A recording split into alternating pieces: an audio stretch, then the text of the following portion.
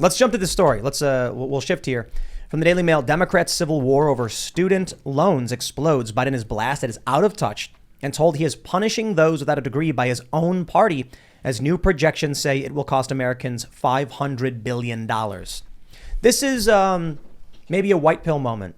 Joe Biden wanted to pander to progressives. The problem is the Democratic Party is split between the establishment moderate types and the far left. Joe Biden can't win. He goes and says, okay, fine, I'll give you some student loan forgiveness, which he doesn't really have the authority. I don't believe he has the authority to actually do this. It's a matter for Congress. And then they're trying to claim he's got an emergency ability to do it. The left says it's not enough. What is this? They're happy with some of it, but it's not enough. The Democrats are now coming after him being like, you are giving money to the highest income earners in this country. It's an insult to taxpayers. It's an insult to the working class. And it's an insult to those who did not take out loans because they received no benefit. Yeah. And the Republicans are sitting there going, Exactly. So this sounds like the Democrats are going to get crushed come November. They were looking good in that New York 19 special election. Then Biden comes out and does this. The left, they don't like Joe Biden. Leftists do not like Joe Biden. He's not going to win them over. No. All he's doing is pissing off the swing districts. That to me is crazy. But it sounds like the way things are going.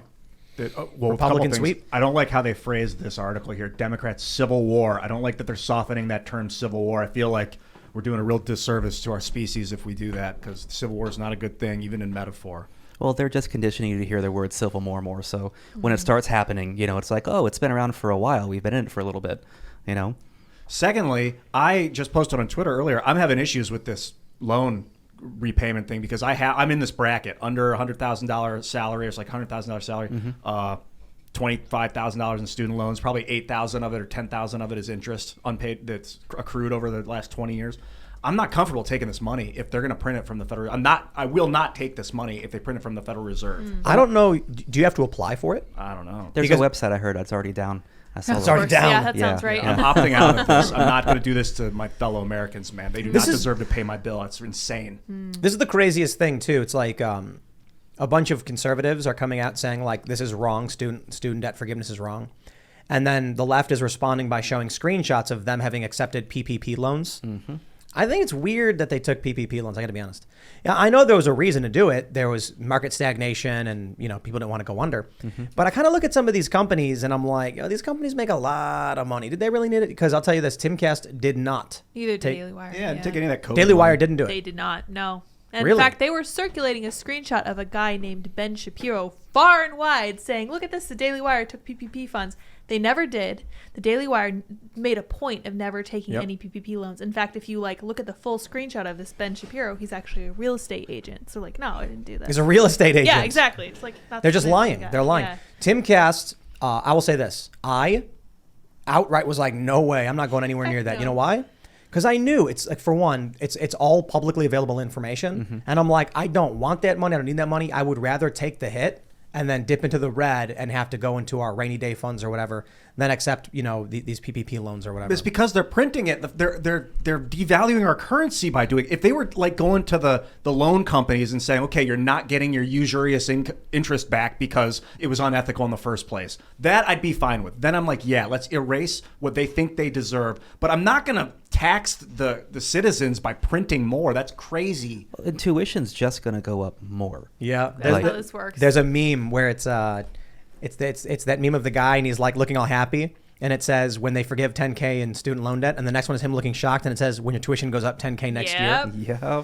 Dude, so Biden apparently is saying we got to make sure they can't raise tuition, but you can't. What can you really do? And if I'm a business and I sell, I don't know, UFOs or whatever, and the guy, oh no, how about this? I have a business. We sell memberships over at timcast.com. Sign up today. If the government came out and said they were going to cover $10 of everyone's memberships, if they had one, I'd be like, oh, it's $20 now. Of course. That's what happened. I mean, honestly, I wouldn't do that, but that's kind of the idea of any business. They'd be like, okay. Because for the average person, they're not getting hurt because the government's subsidizing it. It is hurting everybody because it's stripping money from everybody to pay for a few. Yep. But, And there's also that argument. I mean, what about the people who already paid off their student loans? We have $170,000 left from my wife's students' loans, and we've been paying on now for 12 years. You know, and even if the money were offered to us, we're not in the bracket or whatever, but even the money were offered to us, like, I would take it because I know where it's going to be paid from. And we keep bankrupting. We have kids. I don't want to leave my kids more debt than what we started with. Yeah. And it's not going to be the last time they do this. So is it a one-time thing? How many times are you going to forgive $10,000? They How also much more money? They did this thing where there's like a 10% cap, and this is a major move towards outright free college. What they're saying is already, I think, after 20 years, the loans dissolve and are forgiven or something like that. Mm-hmm. And then they're saying there's a max cap of like 10% of your income can be paid towards it. Now they've reduced it to 5%. I could be getting that wrong. It's something like that. It's on their website. And so already they're basically eliminating people's student loan debt. Look, on paper, I'm totally in favor of debt forgiveness. And I just think that if you're going to go for student loans, let's start with mortgages too. Let's alleviate debt for a lot of people. Trade school, whatever your debt may be. And here's the way I see it. All right, you want to give everybody $10K for their student loans? Everyone else gets a $10K tax credit. Everyone. Yeah. You can't discriminate for this. But I will say the way they're going about it is wrong. What I would say is interest payments should be forgiven, because interest is where it's like someone takes out a $50,000 loan, and then 10 years later they're like, I've paid $70,000 back in 2030, and it's like, what? Like, how does that make sense? You've given way more than inflation and principal. I think people have to pay back their principals. Mm-hmm. You don't get free money.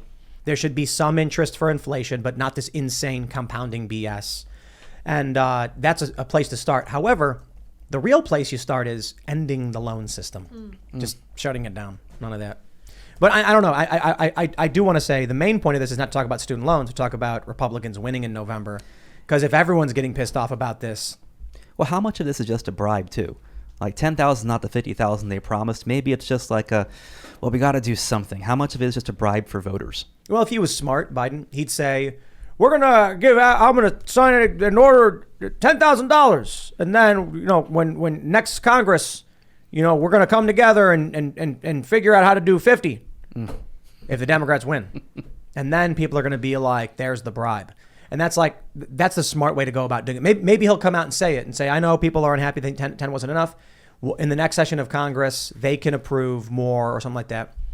And that's where, as the dealer, you give them a little taste, get them all excited, and then say, you want more? Now you got to pay. And that would be in the form of, hey, vote for us. So there's that famous quote by that dude. I can't remember his last name. It's like Tocqueville or something. And he said, the American Republic will persist until Congress learns that it can bribe the American people with their own money. Yep. And that's where we're headed. Dare we say Biden is maybe revealing a pattern?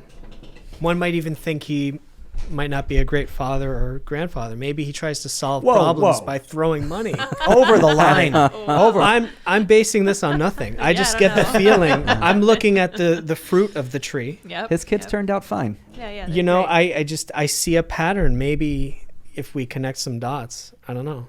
That's illegal. I think questioning Joe Biden's parental abilities is a step over the line, George. And we here at Timcast do not tolerate the besmirching of such an honorable man. Well, perhaps he should throw me some money to keep my mouth shut. mean. No, I'm just kidding. But no, I mean, really, this does frighten me as a person who's just watching. If their solution, and I'll throw this at the whole Democrat Party, whatever, if your solution is to throw money at a problem instead of looking at the root of the problem and trying to solve, for instance, a lot of people are accepted into college who maybe, I dare to say this, they don't belong there.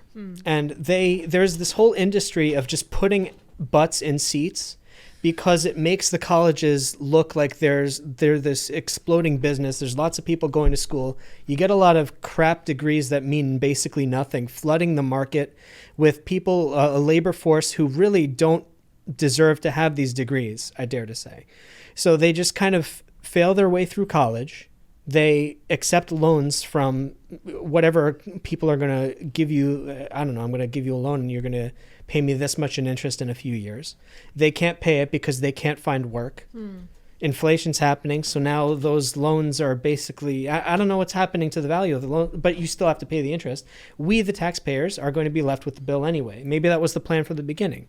But there's this fake industry of, I'm a college dropout, so I'm biased, but I don't believe in this idea of I own a piece of paper that says I'm qualified. therefore you should hire me, as opposed to I'm just a hardworking person. Hey, maybe apprentice me, hire me for a few years, and then I'll be qualified. It's not even that. I mean, look, man, if I said we need to commission some art, and then, Adam comes over here and he says, I have an art degree, I'd be like, that's great. Where's your art? Yeah, where's the art? And you'd be like, well, I don't have any, but I have a degree that shows you that I know how to do it. And then, George comes over here and he's like, here's a picture of my art. Who am I going to hire? The artist. The guy who has a picture. I'm like, Yeah. I like how that looks. Yes. Make me one of those. Yeah. Not the guy who's got a piece of paper and a degree. And who paid tens of thousands of dollars to have that piece of paper, which doesn't necessarily prove that you're able to do any of this stuff, which is, I think, we're being sold, our generation especially, was sold this idea of you have to go to college in order to get a job. Yes, absolutely. But employers were convinced that there was value to that piece of paper, leaving people like, I'm sorry, I'm a little bitter about it, leaving people like me who I think, I was very hardworking and stuff, and I really wanted to do what I did, comics and stuff. But I don't think a lot of places even considered me when I was, sending my CV to people. They didn't even consider me as a candidate. It's also made a high school diploma worthless. Yeah. So a lot of kids are, they're pretty much decided by 9th or 10th grade if they're going to college or not.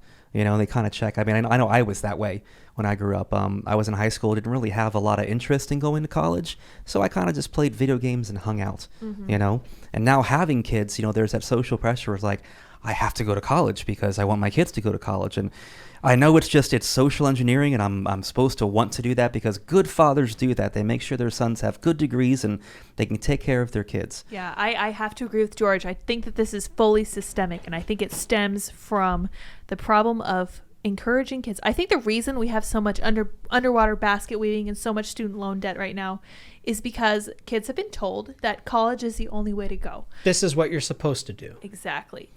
And they're told this is the way you're supposed to earn money, and for a certain time. So people got their connection backwards. This is a little bit like the self-esteem issue that I talk about sometimes. They thought that people who got college degrees earned more money because they were more committed to their job because of their degree. It was like a big blob. It was very important that all these things went together.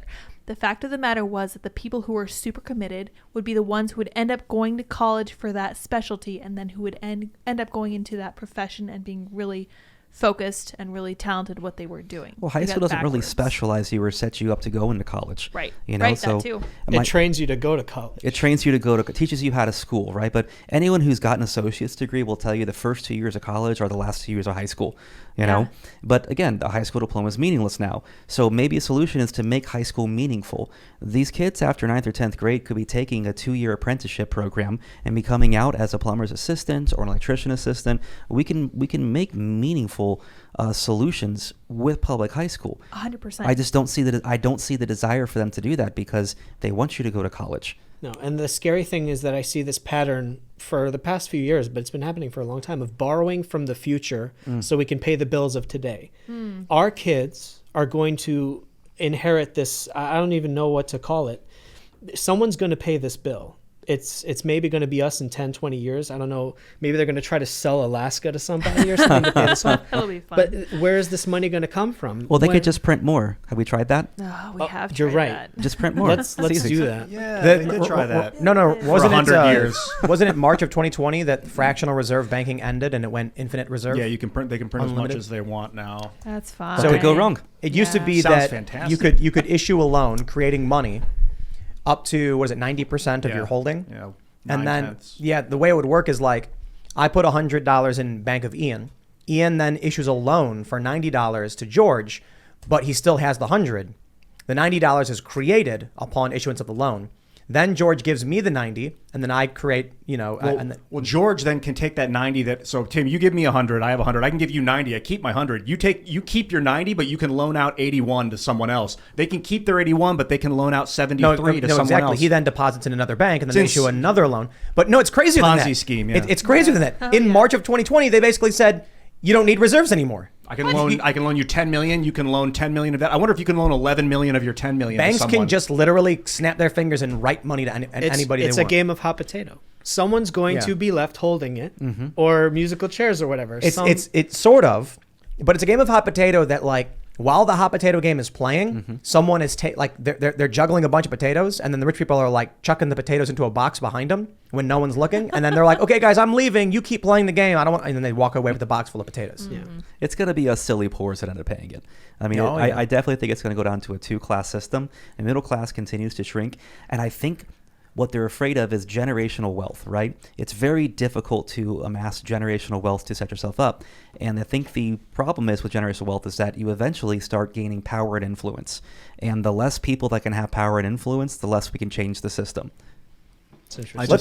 I just saw that PayPal is changing their terms of service so that soon, like within a month, you're not going to be able to send money to an offshore business, and an offshore business is not going to be able to send money to your personal PayPal account. So that makes me think that they're trying to stop people from using offshore banks. Yeah, I got a notification on one of my things of they're trying to do anti-money laundering stuff. They're really pushing this, which I think is the funniest thing in the world because they're allowed to money launder. I'm not saying anything. Interesting. Somebody's money laundering, but we're not allowed to. I just keep buying I don't want crypto. to, by the way. I'm already in so deep. Well, the Federal Reserve is. I think they crypto's work with the fantastic. bank for the Swiss bank for international settlements. You want to know what I think? I think Davos Group. I think the World Economic Forum. They want crypto. like a new world currency. Well, it's Bitcoin is fully trackable. And with the right AI, you can see who is doing what, where, when, and how, and you can even infer as to why. And they're all big fans of it. A lot of these global elites. I mean, BlackRock, didn't they just buy a bunch of Bitcoin? I don't know. I was going to say I read an article by reading an article, and I read a headline that said, Yeah, that BlackRock had bought into crypto. Yeah. These institutions keep coming out and they say things like, don't buy crypto. And then people panic and they sell it all to them, to these institutions. There are hedge funds also that a couple of them I read last year that were actually telling people with bigger portfolios to make sure you start buying crypto now. Yep. And there was a couple of big hedge funds that suggested that. 2019, BlackRock, this is from Investopedia, BlackRock rips Bitcoin, buy crypto only if you're ready for complete losses, which is the quote. And then from 2 weeks ago, BlackRock announces new Bitcoin trust. That's the game. Yep. They want you to sell it at dirt so they can buy it up. Now, I'm not telling you what to buy. I'm just telling you, I've got crypto and I ain't selling it. I'm holding on to it because it's got its functions, it's got its purposes. I have a couple different ones. But I think it's going to... I don't have Bitcoin because I think it's going to be worth millions of dollars. I do think it's going to be worth millions of dollars. I have it because I think it's going to become a principal utility in the future. It's going to become substantially more widespread in use. And I think the global elites are very, very interested in trackable digital currencies. Oh, absolutely. Yeah. Thanks for checking out this segment from the Timcast IRL podcast. But if you want to check out the full show live, tune in Monday through Friday at 8 p.m. And if you want more special access content, head over to timcast.com and become a member. Your membership helps sustain this company, keep our journalists employed, makes this show happen, and you will get access to exclusive members-only segments of the Timcast IRL podcast, and there's a massive library to check out. So again, go to timcast.com or tune in Monday through Friday at 8 p.m., and we'll see you all there.